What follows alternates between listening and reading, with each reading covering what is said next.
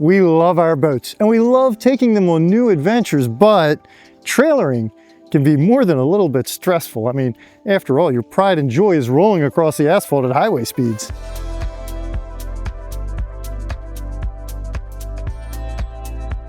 Hi, I'm Lenny Rudo from BoatUS, and we know from BoatUS Trailer Assist that there are 3 types of trailer failure that are particularly troublesome. The first is tire failure, wheel bearing failure, and broken axles. It's important to remember though, folks, that anything that gets dunked in water, especially salt water, can eventually fail.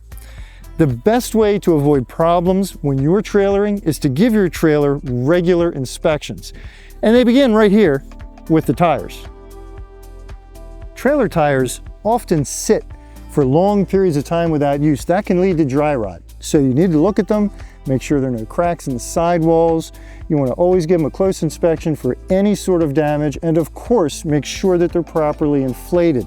If they're going to sit for a long period of time, covering them is a good idea too. And while we're here, we can take a look at, well, one of our other big items, and that's the bearings. Make sure you have bearing covers. If you don't, get them. Make sure that they're properly maintained. Now, if you're not repacking these bearings every year, you should take the trailer to a service station and have them do it for you. Now, it's pretty obvious. This is a fairly simple trailer, 1 axles, 2 bearings, not a ton of maintenance. Now, this guy over here, this one has 2 axles, 4 bearings. It's a little more maintenance. Let me give you a tip. The next time you go trailering, whenever you stop for fuel or food, when you stop your vehicle, come back, lean down, and carefully touch the bearing housings.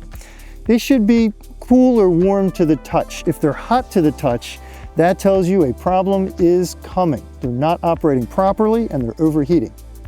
Now, what about those axles? Let's take a look.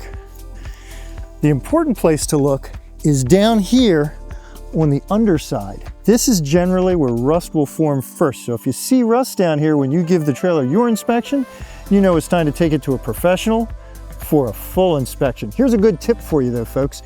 The best way to prevent this, or at least keep it at bay for years at a time, is to give that trailer a really thorough soaking after every trip where it goes into salt water. If you don't have the time, take a garden sprinkler, set it up, and let it just run.